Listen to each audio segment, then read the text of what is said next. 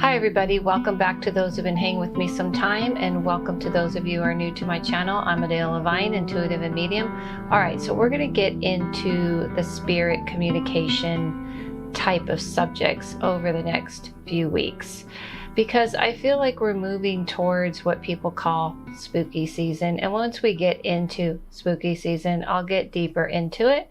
But this has been coming up a lot. People are kind of asking me certain questions on my TikTok, on my Instagram, and even on here about signs from the spirit world. This seems to be a very popular question, and it's completely understandable. Before I get started, I wanted to remind people, if you're not on my Instagram, you're not on my TikTok, if you can go ahead and subscribe here. And also to remind you that in case you didn't see it, I'm going to be doing an online seance, and it will be via Zoom. Some of you have done it with me before, and if you go to my website, it has a whole description of what that entails. So leading right into seance, into the subject at hand. All right, here we go. Hold on. So signs from the other side. I want to kind of give you a little bit of an understanding of what it means. I've done a video on this before, but it was way back, so I thought it would be good to do a little refresher since I keep getting these questions. And how can you tell if the other side is giving you signs, and why do they give you signs? And some spirits actually call them signals. Sometimes they tell me, I'm getting signals from the other side. I'm giving signals to you. Well, we are the other side for them. Or I'm giving signs, or they say, I want to send you kind of like a knowing of who I am. So here are a few ways that you will know. One, very typical sign is usually something from nature. So when they send like a butterfly or a bird, and how does that work? No, they do not become the butterfly or the bird. What they do is they have a signal, they are energy, and they speak on a frequency, and they send that frequency to, said butterfly or even coyote or hawk, as I want people to know that they will send signs to some pretty awesome animals. And when you get those signs, you can feel it. You feel like something is happening. Have you ever happened this to you? So put in the comments below what kind of signs and signals you think you get from the other side. You feel it. You kind of feel the magic. And to me, what the magic is the spirit world is working in cohesiveness with the physical world, and mainly the animal kingdom. And the reason why they're connecting to them is because they speak on the same frequency. So be very clear to know that telepathic communication is a knowing, and it is from the heart, meaning you feel. So when people always ask me, how can I get these signs to come to me?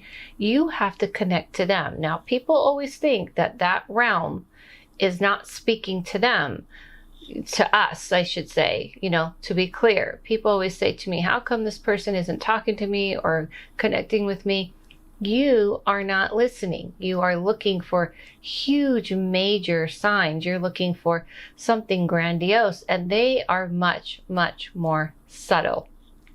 They do not give signs that are so grandiose oftentimes. Your grandmother, your friends, and so on. Second way that you will know from them is a feeling. A feeling. You may just feel them. You just feel them, and they feel like you're kind of like driving along, you're having a bad day, you're feeling like a little down, and all of a sudden you have a feeling wash over you. Hey, everything's going to be okay. You're going to be okay. Now, to be clear, the spirit world isn't just sitting there watching you all day and just staring at you like you're on Big Brother or something. Little reference to Big Brother. They're not just watching you on a 24-hour feed. They can see and feel you, and when you're sad or you're missing them, it kind of is like a signal that goes to them. They sense it, they feel it, and then they know how to give you a signal back. And so feeling is so important. It's that knowing. There's just nobody can really explain it meaning like you could try to explain it to someone and convince them, hey, I know this is this person, and they're not going to understand it as much as you, because you know what your person who has passed feels like. So feeling is so important. So going through grief and facing your grief and facing the pain and not blocking it is the best way to open up to that person and to signs. And here is the most popular one, drum roll, is electronics. Yes, messing with your phone, messing with your computer, messing with your TV, messing with your lights. You know this when there's something weird that happens, that the light like by your bed goes off and on, or it just goes down and then goes up. And once you rule out, and I should specify this, rule out common sense logic. You know what? I checked all the lights in my house. I checked the electricity. I checked the light bulb. There's really no reason this light should be doing this. And with the couple, with the feeling, you know, okay, there's something going on.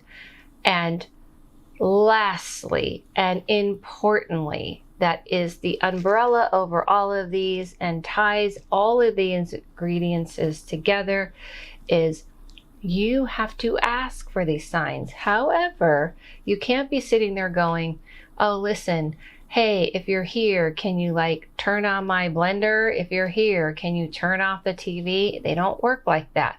The reason why you ask is because when they are giving you signs, they want you to not be aware. The more aware we are, if you're sitting there saying, hey, can you make the lights flicker on and off, and they don't happen, then you give up, for one. And for two, let's say it did happen, you're going to doubt it because your mind's thinking about it. Your mind's like, did I like make that happen? Am I reading into it? Maybe the lights have always been doing it. Your mind's going to start convincing you out of it. So they like to give you this sign when you're not expecting it. So you can ask during the day, meaning like that morning you can say, hey, can you give me a sign or something? Don't make it specifically, just say something. And let's say your phone does something weird, turns on and off in itself, or dials someone, or does something like while you're watching it really odd, then you can say, okay, I know this is a sign from the person I want to talk to. However, it's going to take you by surprise. And once it takes you by surprise, you're going to feel it more. You're going to believe in it more because you don't feel like you were sitting there focused. What people tend to do is they try too hard and focus too hard. So what do we learn? You got to open up your heart. You got to let your heart be open. You got to feel even the pain. And I know that's hard. And a lot of times when you're not getting signs, it's because you are not paying attention to the subtleties. Like pennies, people find pennies and nickels. They didn't create them out of thin air. They telepathically communicate to get you to pay attention. Same with the animal. You may be missing someone and saying, oh, I really feel sad, I miss you. And then all of a sudden, you know, later, like maybe an hour later, or maybe a half hour later, or 10 minutes later, a butterfly flies your way, a hawk flies over you, and you're like, I can feel them, and I feel like they're letting me know they hear me. And the reason why they're not bold about it is because we are really not prepared. People say they want these bold, crazy, like peer before me signs, but you know, you guys freak out when things happen. Yeah, you do.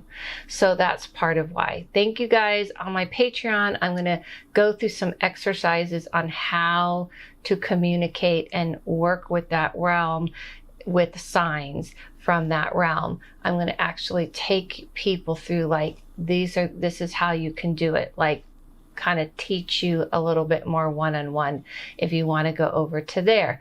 Thank you guys so much. Follow yourself. Follow no one, listen to your inner voice, and I'll see you soon.